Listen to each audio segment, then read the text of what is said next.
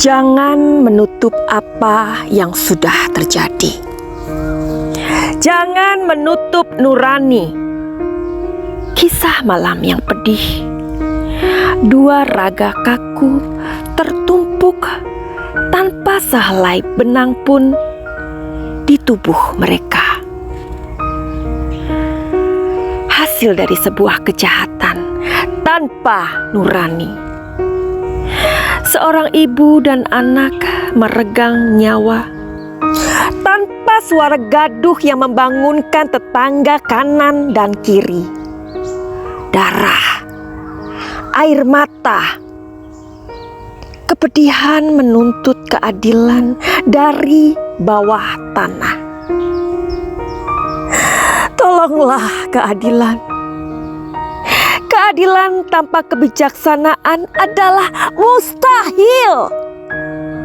Dengarkan aku. Hanya satu hal yang bisa menghina Tuhan, yaitu ketidakadilan. Puisi by Dewi Halsper atau Madam Suki. Yuhu! Anybody home, semua kita disinari oleh kasih dan cinta. Dan buat kalian yang baru saja kesasar atau terdampar di channelku ini, aku si pembisik kartu. Aku tinggal di Belanda dan di Thailand. Dan buat kalian yang sampai hari ini masih mensupport channelku ini, banyak cinta buat kalian. Oke, kita akan membuat atau ngomongin tentang kasus Subang lagi. Kita masih belum berhenti untuk ngomongin kasus ini sampai kemudian kasus ini menemukan sebuah jawaban. Alright. Nah, saat ini aku akan memberikan sebuah video yang aku ambil dari Kompas TV. Oke, di mana di situ ada sebuah percakapan. Nah, di sini kita akan menemukan sebuah dialog dari seorang presenter yang tegas, lugas, independen, dan tentunya keren banget, yaitu Mas Aiman. Dialog ini Mas Aiman bersama dengan seseorang, tepatnya beliau adalah seorang pakar di bidang kriminologi dan kepolisian. Siapakah beliau ini? Oke, kita simak saja videonya saat ini. Apa yang didapatkan soal TKP ini teracak-acak? Ya, contoh misalnya yang seringkali menjadi pertanyaan orang kepada saya juga adalah apa makna dari rokok, ya, rokok yang tertinggal di situ. Oke. Ya, waduh, ini saya nggak tahu ya. Ada kemungkinan misalnya rokok itu adalah rokok petugas. Tapi kan ketika misalnya itu petugas dan lain sebagainya kan langsung dikonfirmasi selesai. Kelihatannya setiap kali kemudian polisi diganggu dengan hal-hal itu, ya. Jadi karena dalam hal ini ketemu hal yang baru, tapi belum tentu itu adalah alat bukti, begitu ya? Betul, begitu. Tidak bisa mengestablis sebetulnya bahwa memang apa yang ada di TKP itu adalah dalam tanda kutip itu perawan. Maka ya setiap kali kemudian lalu ditolak, dibantah dan seterusnya. Nah, ini juga ujung-ujungnya mengurangi kepercayaan kepada kepolisian, begitu. Oke, saya juga sempat melakukan investigasi langsung di tempat kejadian perkara meskipun saya tidak menerobos garis polisi. Saya akan tampilkan sedikit berikut ini. Dan saudara, ini garis polisinya. Kalau Anda lihat pintu tersebut, saudara,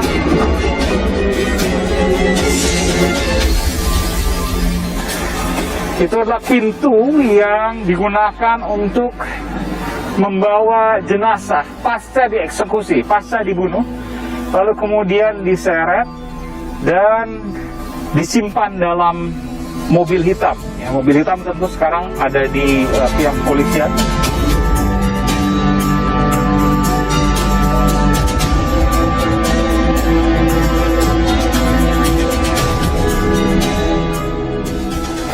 Saya ungkapkan ada 3 kejanggalan dari kasus ini. Yang pertama, saudara, tidak ada pintu yang rusak, baik pintu belakang maupun pintu depan. Jadi ia bisa masuk karena ia memegang kunci. Pertanyaannya, dari mana kunci ia dapatkan? Kemudian fakta kedua, saudara, polisi menemukan ada 2 jejak kaki yang berbeda terkait pembunuhan ini. Apakah 2 jejak kaki itu adalah jejak kaki pelaku atau bukan? Tentu ini juga masih dalam penyelidikan polisi.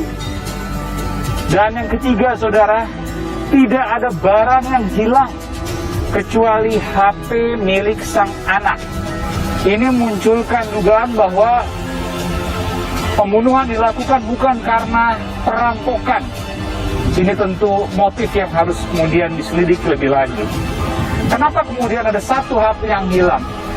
Apakah kemudian HP ini sempat merekam proses pembunuhan, eksekusi pembunuhan? Entahlah. Tapi yang jelas, handphone itu raib. Setelah kalian mendengarkan sendiri dari sumber berita yang aku ambil dari Kompas TV, di situ Mas Aiman berdialog dengan seorang pakar di bidang kriminologi dan kepolisian, serta beliau adalah seorang dosen, ya, tepatnya di Departemen Kriminologi Universitas Indonesia, yakni Bapak Andrianus Meliana. Oke, jadi beliau ini saking pinternya, ya, beliau ini orangnya pinter karena memang menguasai di bidangnya sampai bicara itu cepat banget, dan dimana di situ aku sedikit untuk memperlambat supaya kita semua bisa belajar dari situasi tersebut. Di situ Bapak Andrianus mengatakan bahwa di kasus perampasan ibu dan anak ini di TKP tentunya, di mana semua orang ternyata ingin sekali berkontribusi dan ingin berbuat baik. Nah, itu ternyata justru membuat TKP teracak-acak. Dan dari situasi yang atau kondisi TKP di mana TKP itu teracak-acak, otomatis, perhatikan, otomatis pekerjaan polisi terganggu. Jadi kita sesungguhnya adalah orang-orang yang awam. Makanya kenapa video ini aku ambil dari narasumbernya, karena kita juga mau belajar sebenarnya. Kita di sini mau nggak mau harus lebih ngertiin gimana tentang kesulitan-kesulitan yang dihadapi oleh kepolisian Indonesia untuk mengungkap kasus ini. Jadi kenapa sih namanya netizen ya nggak sabaran ya sayang. Tapi anyway begini. Kalau kalian sampai saat ini mengikuti mengikuti perkembangan kasus ini, itu adalah sebuah cinta sebenarnya. Cinta itu adalah sebuah attention atau perhatian, di mana kalian nyempetin untuk selalu update, selalu pengen cari tahu gimana tentang penemuan-penemuan baru atau perkembangan-perkembangan baru, sehingga yang mana kasus ini kan sudah mengerucut ya, tetapi lagi-lagi ini menjadi sedikit liar dan membias lagi. Oh my god. Oke.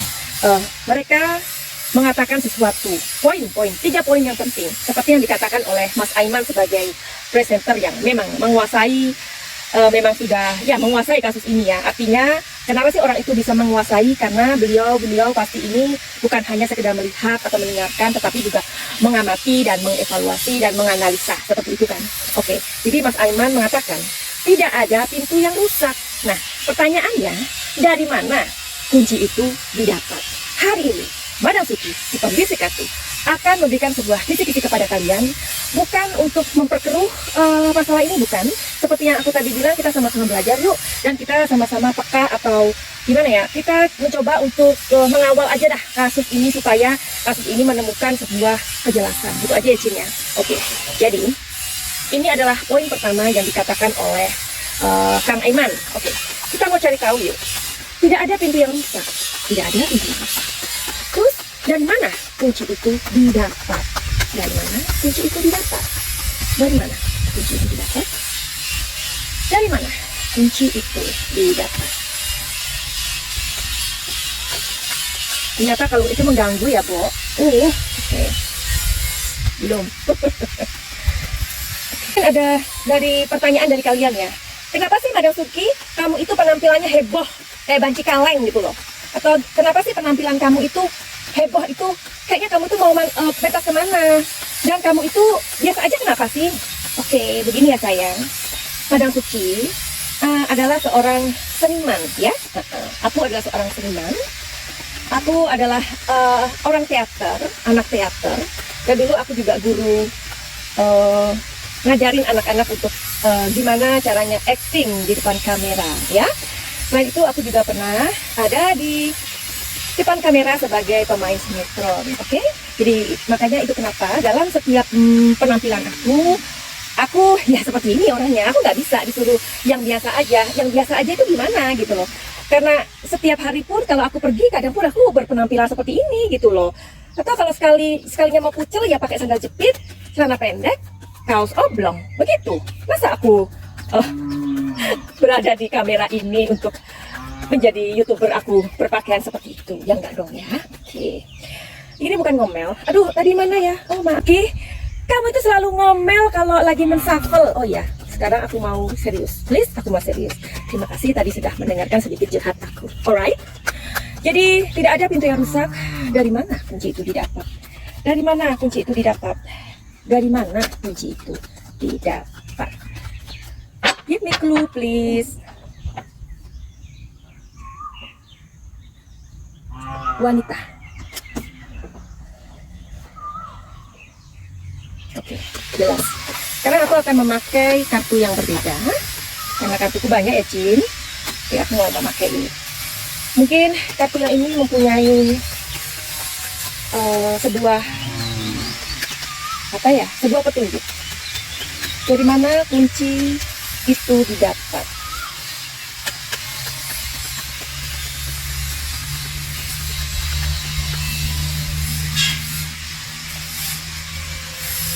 Oh.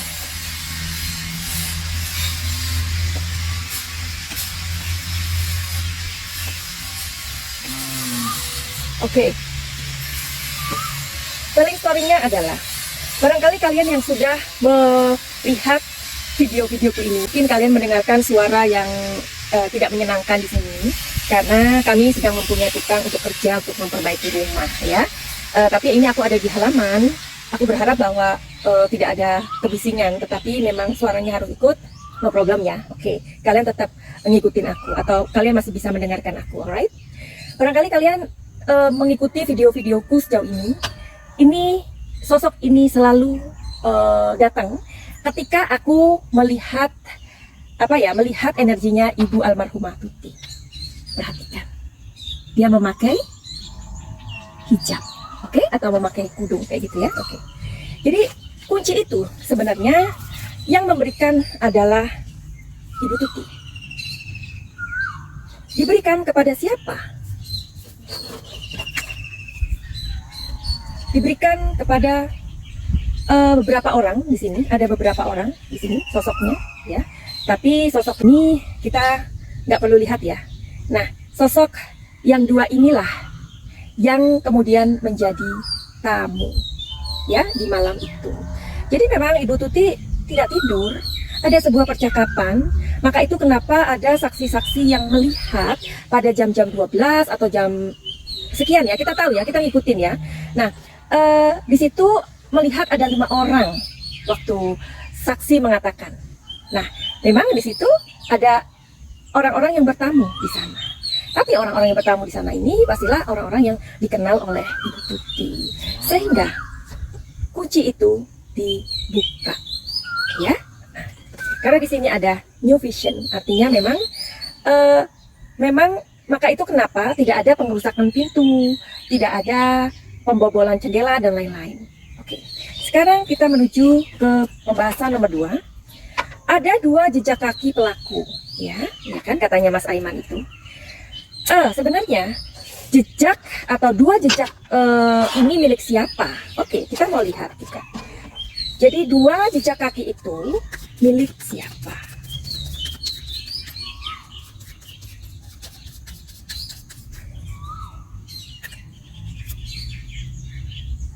Oke, wow.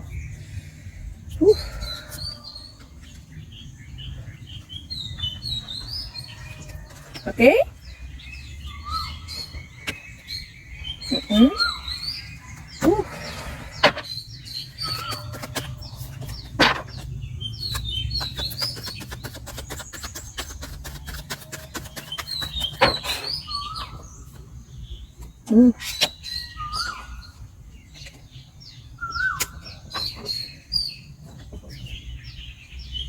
Oh my god. Oke, Jadi di sini sih memang ada sebuah sosok atau gambaran yang mana memang mengatakan bahwa dua jejak kaki itu adalah milik pelaku, karena di sini ada dua, sepasang, artinya dua orang, ya. Dan ini dipertegas dengan kartu yang ini, yang berarti adalah sebuah sumber, ya, atau source, ya.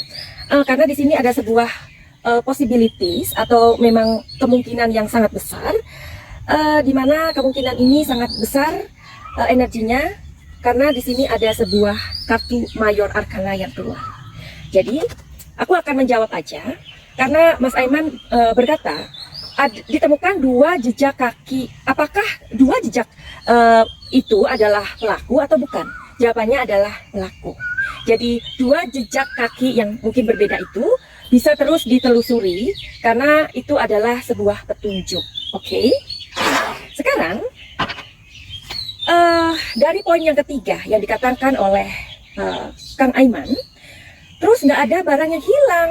Nah, karena tidak ada barang yang hilang ini loh, semakin membuat kita itu curiga atau halayak itu curiga, oke? Kecuali HP Amel yang hilang, dan dua ditemukan, yang satu hilang itu kemana? Kita mau cari tahu sekarang di manakah satu HP Amel yang hilang itu.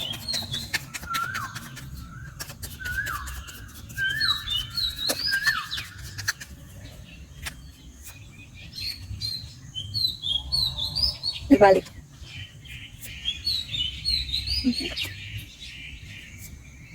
Wow. Terbalik. Nah, apakah kartu yang terbalik itu memiliki arti yang berbeda? Tentu energinya sangat berbeda. Makanya di mana memang kesulitan-kesulitan dari para reader itu ketika ada kartu yang terbalik, ada kartu yang tiba-tiba jatuh sendiri, something like that, you know. Yang itulah yang disebut dengan kekuatan energi, oke? Nah, di sini mengatakan satu HP Amel itu hilang, bukan? Dan memang tidak bisa diketahui. Karena apa? Karena ada yang terbalik. Ada 3 kartu yang terbalik. Ini, ya, benar bahwa satu HP Amel yang hilang itu memberikan sebuah petunjuk seperti yang dikatakan oleh Kang Aiman, bahwa mungkin kemungkinan sangat besar Amel merekam kejadian malam itu, karena di sini ada sebuah petunjuk bahwa itu adalah HP itu sebenarnya bisa menjadi sebuah petunjuk yang sangat penting sekali bila mana ditemukan, oke? Dan ternyata HP yang penting itu sudah tidak bisa ditemukan, bisa jadi sudah dibakar di sebuah tempat di depan rumah yang ada. Kita tahu ya, waktu itu kondisinya polisi sudah mencari dengan K9, di mana di situ ada sebuah tong dari pencucian mobil, dan di situ HP-nya sudah hilang, nggak bisa. Namanya terbakar gimana? Kan akan sulit banget untuk diselidiki. Ya, jadi ya itulah. Jadi video ini aku buat supaya kita mengerti tentang sebuah kesulitan-kesulitan yang dihadapi oleh Kepolisian Republik Indonesia sampai saat ini. Tapi mudah-mudahan ada sebuah clue.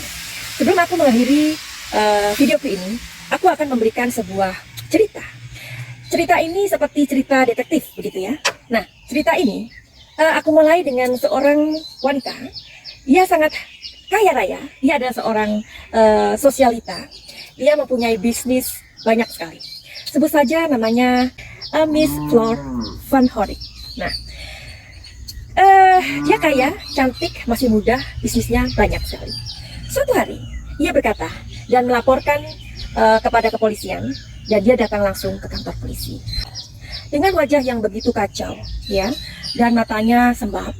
Dan pokoknya kala dia melaporkan itu begitu acak-acakan, ya, dimana biasanya dia adalah seorang yang terlente, ya, karena dia orang kaya, ya, dia banyak bisnisnya, kenapa tidak, dengan penampilan yang super duper seperti model, ya, karena memang dia juga cantik. Nah, kemudian dia melaporkan kepada kepolisian bahwa kalung permatanya hilang. Oke, akhirnya kepolisian pun datang ke rumahnya menyelidiki ini dan itu, ini dan itu. Hari kemudian, polisi datang ke rumahnya dan menangkap Miss Fleur Van Horik. Kenapa? Kemudian polisi mengatakan kepada wartawan atau media bahwa Miss Fleur Van Horik telah merekayasa kehilangan barangnya sendiri. Tentulah tugas dari kepolisian adalah mencari sebuah motif.